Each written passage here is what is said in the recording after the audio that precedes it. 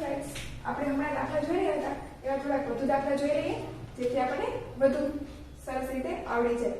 તો ચલો આપણે એમાં જોઈ લઈએ દાખલા નંબર 9. તો આપણને કહેવામાં આવ્યું છે કે 8 વિદ્યાર્થીઓની ઊંચાઈ સેમીમાં નીચે પ્રમાણે છે. તો માહિતીની સરાસરી એટલે કે મધ્યક શોધો. તો હવે આપણને આપી છે કે ઊંચાઈ 8 વિદ્યાર્થીઓની ઊંચાઈ આપી છે. તો આપણને સંખ્યા તો મળી, આપણે લઈશું સેમી લખી લઈએ. તો કે દાખલા નંબર 9 કેટલા આપ્યા છે? તો 155, 168,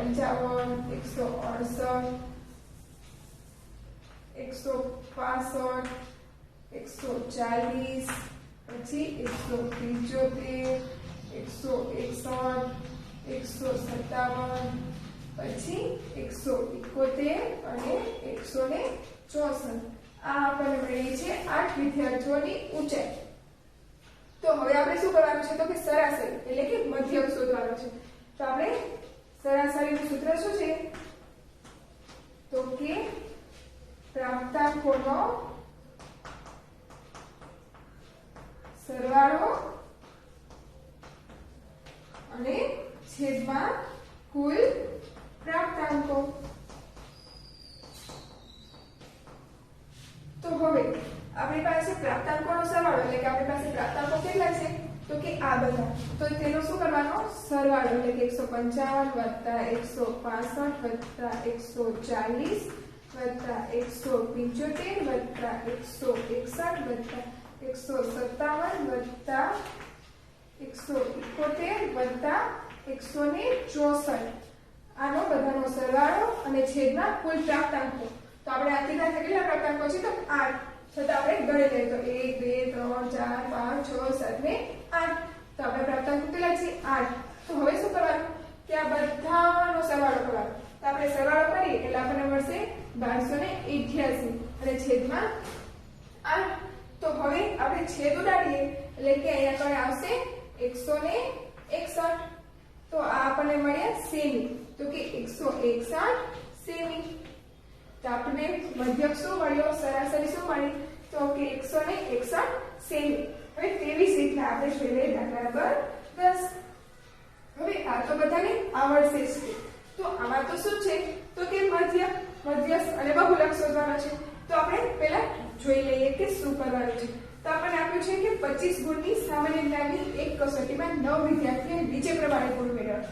તો શું છે? તો કે 25 ગુણની સામાન્ય જ્ઞાનની એક કસોટી એટલે કે પરીક્ષા છે જેમાં કેટલા વિદ્યાર્થીઓએ 9 વિદ્યાર્થીઓએ ગુણ મેળવ્યા છે. તો તેની માહિતીની સરાસરી એટલે કે મધ્યસ્થ અને બહુલક શોધો. તો ચલો આપણે વિદ્યાર્થીઓના ગુણની સરાસરી મેળવી લઈએ, મધ્યસ્થ મેળવી લઈએ અને બહુલક પણ મેળવી લઈએ. તો ચલો હવે ગુણ આપ્યા છે. તો ચલો આપણે લખી લઈએ. તો કે દાખલા નંબર 10 ગુણ શું છે? તો કે 11 20 10 19 18 16 18 14 અને 18. આ આપણને મળી ગયા વિદ્યાર્થીઓના ગુણ. કેટલા વિદ્યાર્થીઓ છે? તો કે 9 વિદ્યાર્થીઓ છે. તો આપણું સૂત્ર શું છે સરાસરીનું? પહેલા આપણે ગોતી લઈએ સરાસરી. તો સરાસરીનું સૂત્ર શું છે આપણું? તો કે પ્રાપ્તાંકોનો સરવાળો અને છેદમાં કુલ પ્રાપ્તાંકો. તો હવે આપણી પાસે પ્રાપ્તાંકોનો સરવાળો એટલે કે આ બધા સંખ્યાઓનો સરવાળો મેળવવાનો. તો કે સરવાળો શું થશે? તો કે 11 20 10 19 18 18 14 18 આ કરવાનો બધાનો સરવાળો અને છેદમાં કોઈ પ્રાપ્તાંકો કેટલા છે? તો કે 1 2 3 4 5 6 7 8 ને 9. તો ચલો 9. તો હવે શું કરવાનું છે કે આ બધી સંખ્યાઓનો સરવાળો કરવાનો છે. તો આ બધી સંખ્યાઓનો સરવાળો કરશું આપણને મળશે 144 અને છેદમાં 9. તો હવે શું કરશું? તો કે છેદ ઉડાડવા પડશે. તો કે 16 9 144. તો આપણી પાસે 16 આવે તો કે 16. આ મળી ગયું આપણે સરાસરી. એટલે કે આ આપણને મળી ગયો મધ્યસ્થ. એટલે કે 25 ગુણની સામાન્ય જ્ઞાનની કસોટીમાં 9 વિદ્યાર્થીઓમાંથી ગુણ મેળવ્યા છે. તો તેની સરાસરી એટલે મધ્યસ્થ શું મળ્યું આપણને? 16. હવે શું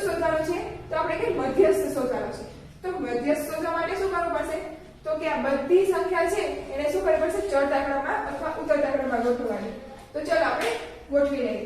તો આ બધાને આપણે ગોઠવીએ ચડતા ક્રમમાં. તો ચલો ચડતા ક્રમમાં.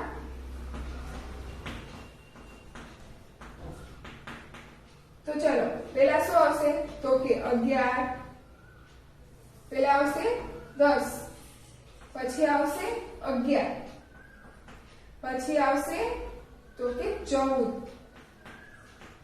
પછી આવશે 16, પછી આવશે તો કે 18. તો 18 કેટલી વખત છે, તો કે 1 2 ને 3 વખત 18 છે. તો લખી લે 3 વખત 18. પછી આવશે તો કે 19 અને છેલ્લે આવશે 20. તો ચલો આપણે જોઈ લઈએ. 9 થઈ ગયા, 1 2 3 4 5 6 7 8 ને 9. તો ચલો આપણે 9 થઈ ગયા. હવે ચડતા ક્રમમાં ગોઠવી લીધા. તો હવે આપણે શું શોધવાનું છે, મધ્યસ્થ. તો મધ્યસ્થ એટલે કે વચ્ચેની સંખ્યા. તો વચ્ચેની સંખ્યા કઈ આવે છે, તો કે આ 4 અને આ 4. તો આ વચ્ચેની સંખ્યા કેટલી આવી, તો કે 18. તો આપણો મધ્યસ્થ શું થયો, તો કે આપણો મધ્યસ્થ થયો 18. અને આપણે શોધવાનું છે પછી બહુલક. તો કે બહુલક એટલે ફ્રેન્ડ્સ મેં તમને કીધું હતું કે જે સંખ્યા સૌથી વધુ વખત આવતી હોય તેને કહેવાય આપણે બહુલક. તો આમાં કઈ સંખ્યા વધુ વખત આવે છે, તો કે 18. 18 સૌથી વધુ વખત છે. તો આપણે બહુલક શું થયો 18. તો આપણે મધ્યસ્થ ને બહુલક આપણે ત્રણેય મળી ગયું ને. તો ચલો હવે આપણે આમાં આગળ જોઈએ.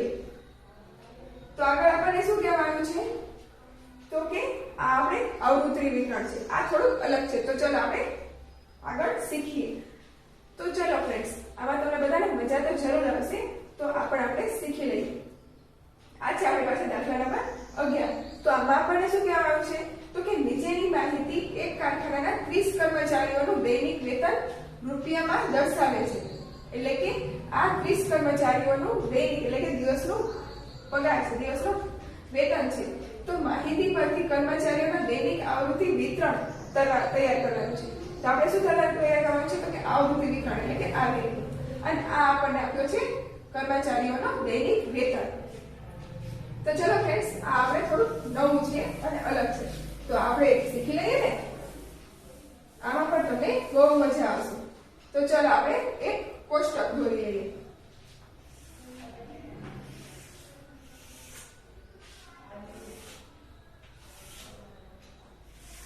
કોષ્ટકમાં શું કરવાનું, તો આપણને શું આપ્યું છે, તો કે વેતન આપ્યું છે. તો પહેલા લખી લઈએ વેતન. પછી શું આપણે કરવાનું છે, તો કે આવૃત્તિ વિતરણ. તો કે આવૃત્તિ વિતરણ. અને અહીંયા લખવાનું તો કે કુલ લખવાનું. આપણે કુલ ટોટલ માનો પડે ને એટલા માટે. તો ચલો ફ્રેન્ડ્સ, હવે આપણે આગળ કરીએ.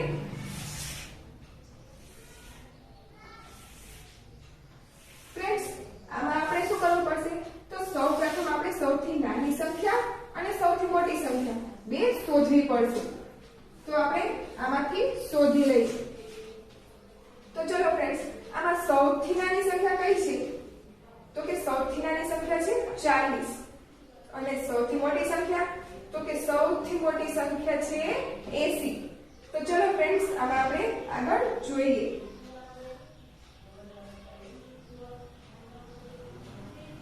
તો સૌથી મોટી સંખ્યા છે 40. તો હવે ફ્રેન્ડ્સ, આમાં શું છે, 5 નું અંતર છે. તમે બધામાં જુઓ તો કે 40 50 60 45. તો આપણે 5 છે તો આપણે 5 ના અંતરે આગળ લઈશું. જેમ કે 40 છે તો પછી 45, પછી 50, પછી 55, 60, 65, 70, 75 ને 80. ફ્રેન્ડ્સ, આપણે સૌથી મોટી સંખ્યા કઈ હતી, 80. તો આપણે ક્યાં સુધી લઈશું, 80 સુધી. તો ફ્રેન્ડ્સ, હવે આપણે શું કરવાનું છે, તો કે આપણે જોતું જવાનું. તો કે 40 છે તો કે 40 જ્યાં આવતો હોય ત્યાં આપણે લીટો કરીશું. તો સૌપ્રથમ શું છે, તો કે 40. તો અહીંયા આપણે એક લીટો કરીશું. પછી શું છે, તો કે 50. તો કે 50 ક્યાં છે, તો કે 50 આગળ લીટો કરીશું. પછી છે 60. તો આપણે 60 ક્યાં છે, તો 60 એમાં લીટો. પછી છે 45. તો 45 માં. પછી છે 80. તો ચલો 80 ક્યાં છે તો કે અહીંયા, તો 80 એ લીટો કરશું. પછી છે 50, તો ફ્રેન્ડ્સ 50 બીજી વખત આવે તો બાજુમાં એક લીટો કરવાનો. પછી છે 55, તો કે અહીંયા કરો, તો અહીંયા લીટો કરીશું. પછી છે 60, તો 60 ક્યાં છે તો 60 બીજી વખત આવે તો અહીંયા બીજો લીટો. પછી છે 80, તો 80 એ બીજી વખત આવે તો કે અહીંયા લીટો. પછી છે 75, તો 75 માં લીટો. પછી છે 50, તો 50 ત્રીજી વખત આવે તો બાજુમાં એક લીટો કરીશું. પછી છે 40, તો 40 એ. પછી છે 50, 50 માં ફરી એક લીટો. પછી છે તો કે 65, તો 65 અને છેલ્લે પછી છે 75, તો 75 માં લીટો. પછી છે 45, એટલે 45 માં. પછી છે તો કે 65, તો 65 માં કરીશું. પછી 2 વખત 55 છે, તો 2 વખત 55 માં કરીશું 1 અને 2. પછી છે 60, તો 60 3 વખત છે ફ્રેન્ડ્સ, 1 2 ને 3, તો 3 વખત 60 માં કરીશું તો 1 2 અને ત્રીજીમાં પછી આમ કરવાનું, એટલે કે આને શું ગણાય 5 વખત થઈ ગયા, 5 થઈ ગયા. પછી છે આપણી પાસે 55, તો ચલો ફ્રેન્ડ્સ 65, તો કે 65 માં. પછી છે 55, તો 55 માં લીધો. પછી છે 75, તો ચલો ફ્રેન્ડ્સ 75. પછી છે 65, તો 65. પછી આવે છે 45, તો આપણે 45 કરીશું. પછી આવે છે 70, તો 70 2 વખત છે, તો 2 વખત 70 માં લીટો કરીશું. પછી આવે છે આપણી પાસે 55, તો 55 એટલે કે આડો લીટો. તો ચલો ફ્રેન્ડ્સ આ થઈ ગયું ને. તો હવે શું કરવાનું છે તો કે આ ગણવાના છે લીટા આપણે, તો કે 1 અને 2, તો અહીંયા આપણે કુલમાં 2 કરવાનું. પછી 45 માં કેટલા છે તો 1 2 ને 3, તો 3.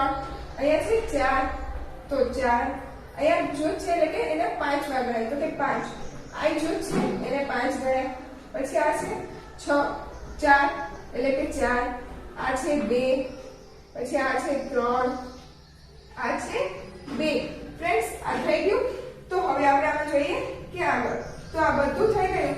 તો આપણે હવે શું કરવાનું તો આનો કુલ સરવાળો કરવાનો. તો આનો કુલ સરવાળો કરીએ તો આપણે અહીંયા 30 થઈ જાય. એટલે કે આપણે શું આવ્યું તો કે કુલ આપણી પાસે મળી ગયા